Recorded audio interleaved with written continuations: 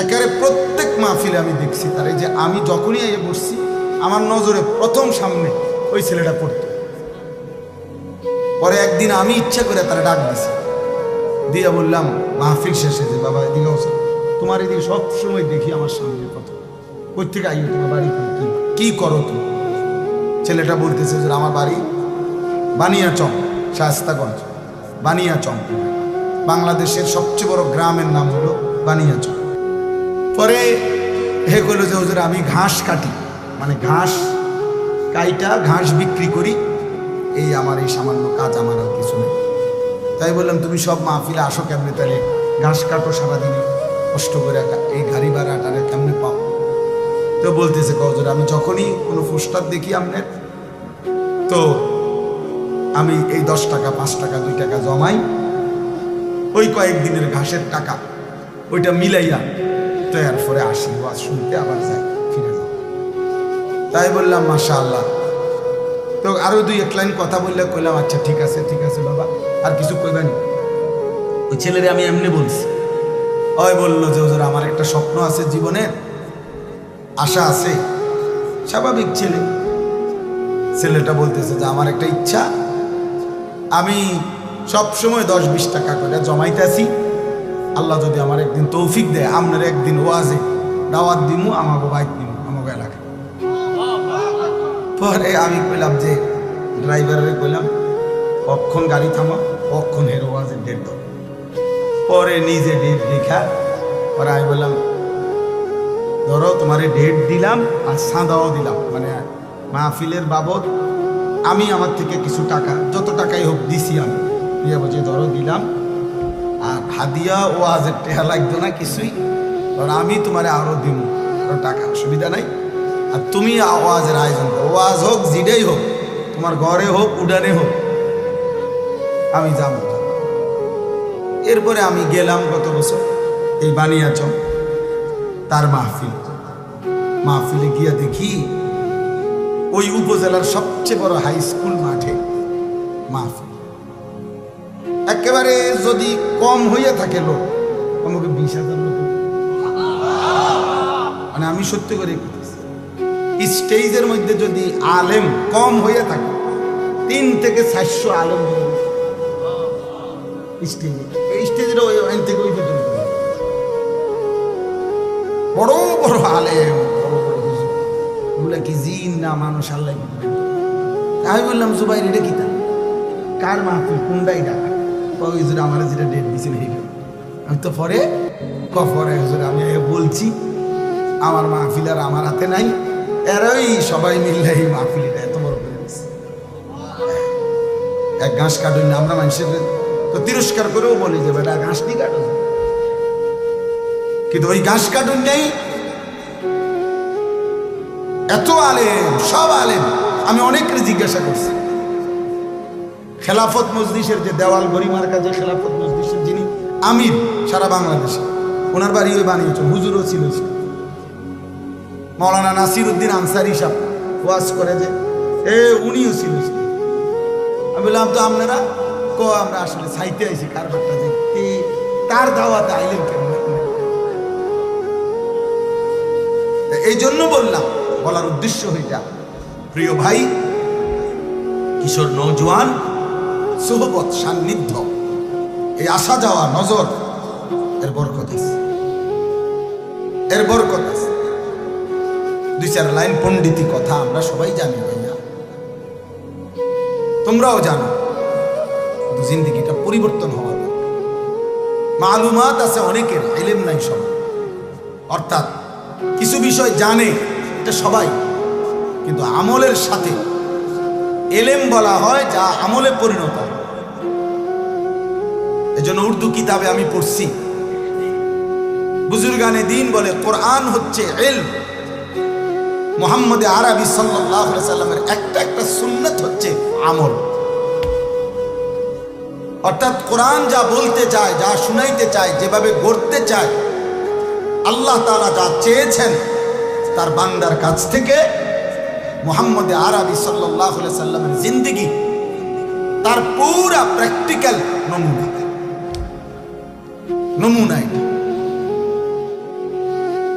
এজন্য দোস্ত, সবার কাছে আজকে একটাই ছোট্ট নসিহত, প্রত্যেকেই কোনো না কোনো আলেমের সাথে, আল্লাহওয়ালা মুত্তাকি আলেমের সাথে সম্পর্ক করে। যুবক হোক, বৃদ্ধ হোক, হুজুর হোক, পাবলিক হোক, শাইখুল হাদিস হোক, শাইখুল মাশায়েখ হোক, কোন আল্লাহওয়ালার সুহবত থেকে কেউই মুস্তাগনি অমুখাপেক্ষী হওয়ার সুযোগ নেই। এটা উচিত। তাহলে কাজে বরকত হয়, খেদমতে বরকত হয়, ইলমে আমলে বরকত হয়, জিন্দেগিটা আখিরাতওয়ালা হয়, আখিরাতওয়ালা হয়। কোরআনুল কারীমের মধ্যে আছে, আল্লাহ তাআলা বলছেন, আল আখিল্লাউ ইয়াওমাইদিন বা'দুহুম লিবা'দিন আদুউন ইল্লাল মুত্তাকিন। কিয়ামতের দিন দুনিয়ার সকল বন্ধুরা একে অপরের শত্রু হয়ে যাবে, শুধুমাত্র মুত্তাকি যারা, তাকওয়ার জন্য একজন আরেকজনকে গুনাহ থেকে বাঁচাইবার ক্ষেত্রে, ইবাদত আমলের উপরে চালাইবার ক্ষেত্রে বন্ধুত্ব ছিল, এই মানুষগুলো কিয়ামতের দিনও হাসরে মিজানে ফুলসিরাতেও বন্ধুই থাকবে। কোরআন শরীফের আয়াত। কোরআনুল কারীমের মধ্যে আছে, আল্লাহ তাআলা বলছেন, অসৎ বন্ধুর কারণে, চরিত্রহীন বন্ধুর কারণে, নাফরমান বন্ধুর কারণে মানুষ হাসরের ময়দানে নিজের আঙ্গুল আফসোস করতে করতে দাঁত দিয়া কামড়াইতে থাকে। ইয়াউমা ইয়াআদ্দু যালিমু আলা ইয়াদাইহি। আল্লাহ বলেন, নাফরমান পাপী নিজের দাঁত দিয়ে আঙ্গুল কামড়াবে আর আফসোস করবে। কি করবে? বলবে, ইয়া লাইতানি লাম আত্তাখিজ ফুলানান খালিলা।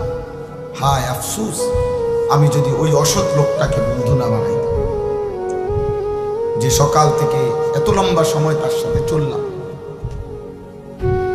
অথচ সে একবারও বলল না যে দোস্ত আমরা দুজনেই মুসলমান, চলো না আমরা নামাজ পড়ি, একবারও মুখ দিয়ে আসবো। তাইলে এই অসৎ চরিত্রহীন বন্ধুর কারণে নাফরমান পাপী আঙ্গুল দাঁত দিয়ে কামড়া, অসৎ সময়। ইকমালুশ সিয়াম কিতাবের মধ্যে আছে, এই সোহবত সান্নিধ্য কোন জায়গার মধ্যে যদি পায়খানা লাগে, একটু পায়খানাই লাগছে, এটা দুর্গন্ধ শুধু ওই জায়গাটাতে না, বরং বাতাসের মধ্যে পর্যন্ত দুর্গন্ধ ছড়িয়ে যায়, ফলে অন্য মানুষ নাকে লাগে দুর্গন্ধ। মানুষ তখন বলে, কিরে এখানে কোথাও দুর্গন্ধ। বোঝা গেল দুর্গন্ধ এটা বাতাসকে পর্যন্ত পরিবর্তন করে দিচ্ছে। আবার কোথাও আতর থাকলে আতরের এই সুঘ্রাণ বাতাসের মধ্যে পর্যন্ত ছড়িয়ে পড়ে, ফলে মানুষের নাকে লাগে আতরের ঘ্রাণ নাকে লাগে, অথচ এইটা কোনো তার নাকে লাগায় না, এটা বাতাসের থেকে তার নাকে লাগছে। এই জন্য সোহবত সান্নিধ্য, ভালো কিংবা মন্দ, এটা আবহাওয়ার মধ্যে পর্যন্ত আসর করে, প্রভাব বিস্তার করে। এই জন্য দোস্ত, এটা খুব জরুরি, সান্নিধ্য, আল্লাহ ওয়ালাদের সোহবত, নেককার মানুষের সামনে। আমাদের খুলনার হযরত, বাংলাদেশের একজন বড় বুজুর্গ হযরত মাওলানা মুফতি নুরুল আমিন সাহেব, করাচি হযরত কুতবে আলম আরিফ বিল্লাহ হযরত মাওলানা শাহ হাকিম মোহাম্মদ আখতার রাহমাতুল্লাহ আলাইহি, ওনার খলিফা। হযরত বলছেন, প্রত্যেকটা মুসলমানের উচিত কমপক্ষে নিজ নিজ মহল্লা ইমাম, মুয়াজ্জিন, যারা সত্যিকার তাকওয়ার সাথে আল্লাহর ঘরের খেদমত করে, নিঃসন্দেহে তারা আল্লাহওয়ালা। হযরত বলেন, ওই মহল্লার মানুষের উচিত ওনাদের সাথে হলেও ওনাদের সান্নিধ্য, সোহবত, সাহচর্য গ্রহণ করা, ওনাদের কাছে হলেও কিছুক্ষণ বসা।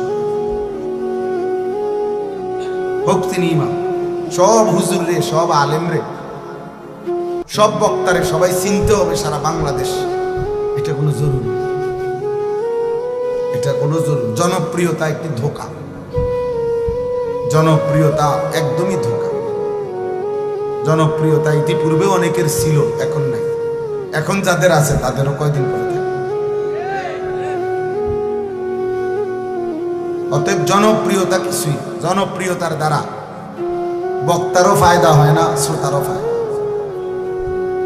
আমারে মনে করেন 1 কোটি মানুষ চিনে, তো আমার কবরের আযাব মাফ তো, কিন্তু আর কি লাভ? তা আমার জনপ্রিয়তা দিয়ে কি, আমার সবাই চিনছে তো বুঝলাম, তারপরে 10 কোটি মানুষ চিনলে আমার কবরের আযাব মাফ, তো তোর লাভ হলো কি? তা আমি আর এই জনপ্রিয়তা দিয়ে কি করবো?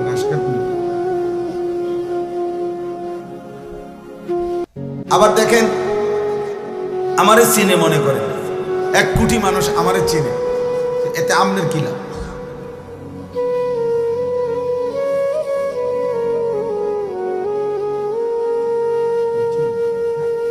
ঠিক আছে, মাশাআল্লাহ। মানে এখন আমারে মনে করেন 1 কোটি মানুষ চিনে, এতে আমনের কি লাভ? চিনে আমারে না, তো আমনের লাভ হবে? বুঝেন নাই কথা? তো চিনে আমারে সব মানুষ, কবরের আযাব মাফ হবে আমনে, কথা বলে না কেউ? তো তাইলে বক্তার কি লাভ, শ্রোতার কি লাভ? ঈমান আমলের ভিত্তিতে, তাকওয়ার ভিত্তিতে বক্তারও লাভ, শ্রোতারও। সেজদা দিলে আমারও লাভ, আপনাদেরও লাভ। গুনাহ থেকে বাঁচলে আমারও লাভ, আপনাদেরও লাভ। আল্লাহ তাআলার গোলামি হুকুমের উপরে থাকলে আমারও লাভ। এজন্য আউলিয়া কেরাম, বুজুর্গানে দ্বীন সর্বযুগে যখন আল্লাহর কথা বলতেন, তো বলতেন উসিকুম ওয়া ইয়া, যে এই কথাগুলো আপনাদেরকেও বলছি, নিজেকেও বলছি। এই দ্বীন, এই শরীয়ত, এই ইসলাম, এই কোরআন, এই সুন্নাহ, নবীজির তরিকা, সব আমার জন্য, আপনাদের জন্য নাকি? আমাদের সবার জন্য না?